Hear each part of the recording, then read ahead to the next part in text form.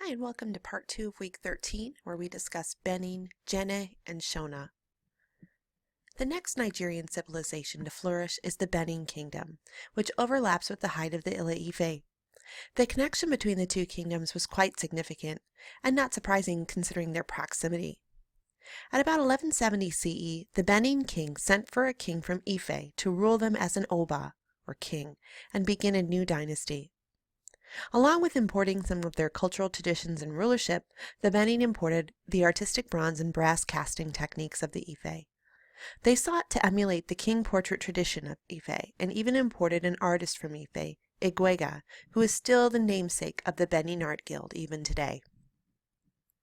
As in life, the Oba of Benin was a divine king. On the screen you can see a few examples of images of Oba, most of which are cast using the lost wax method. Unlike the Yoruba pieces of Ile-Ife, the Benin images of rulers were not meant to be parts of composite sculptures. Instead, they were intended to sit upon ancestor altars. We can see a photo of those coming up shortly. There's one there. These altars are made of adobe, which is a clay mud, molded on wooden armatures. The altars are also filled with precious and historical objects of wood and carved ivory. These altars celebrate the Oba as an ancestor of the Benin people, and therefore the sculptures and altars are part of the practice of ancestor veneration. The Owebo, a class of attendants to the royal family, maintain these altars. The Benin also traditionally believed in a series of deities which originate from Olokun, the god of the sea and the most important Benin god. The heads placed upon these altars develop and change in style over time. As your book mentions, they change from an early Ife-styled sort of realism to progressively more abstract and stylized, with exaggerated and dramatic features.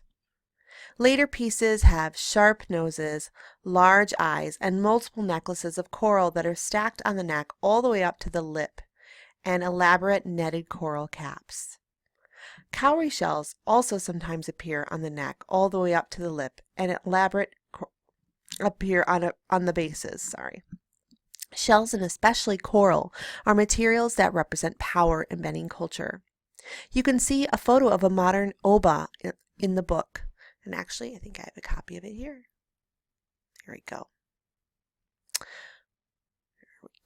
You can see the coral that he's wearing.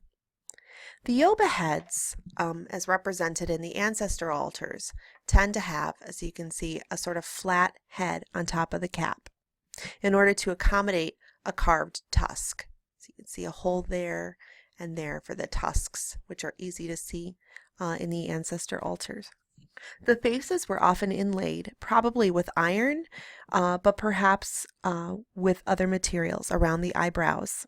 You can see indentations where such inlay once existed on some of the sculptures.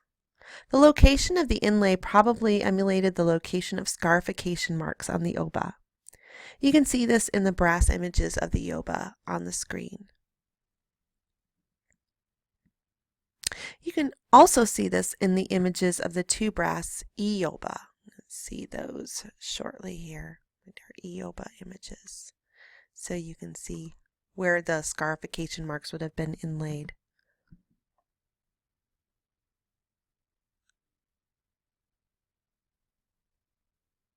As you can see in the cast tableau here and in this image, that the Eoba, or queen, often wears a cone or gourd-shaped headdress covered in a net of coral. The rulership of the Oba was supported by the Eoba, the queen mother. Historically, the Benin culture is sexually dichotomized, with women and men sometimes separated. For example, even though she is considered his most important advisor, the queen mother, or Eoba, leaves the city center and lives outside the walls of the city after her son ascends the throne. However, the Benin culture was a military kingdom with both male and female warriors.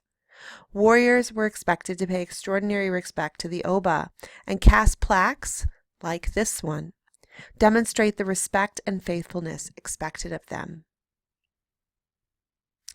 Although she was far away in distance, the Eoba was near the Oba in a representation on a mask of ivory. Got a couple of masks here on the screen to take a look at. There are several examples of the Eoba idia that survive. These images display the face in ivory, and one can see where inlay once appeared in the eyes and eyebrows. Around the head and collar are images, some of which are symbolic. Fish and other sea imagery are important Benin symbols, and they appear often in images of the Eoba. The headdress of the Eoba hip mask have alternating images of mudfish with curled tails, as you can see here and here, alternating with these other images. And the other images are men with beards. The men with beards are Portuguese, with whom the Benin had a good trade relationship. Images of Portuguese men were added to Benin images for luck.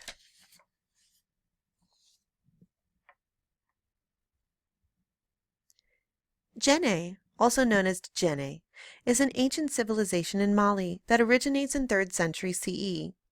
The city is remembered by historians as magnificent and beautiful, full of adobe mud-plastered structure.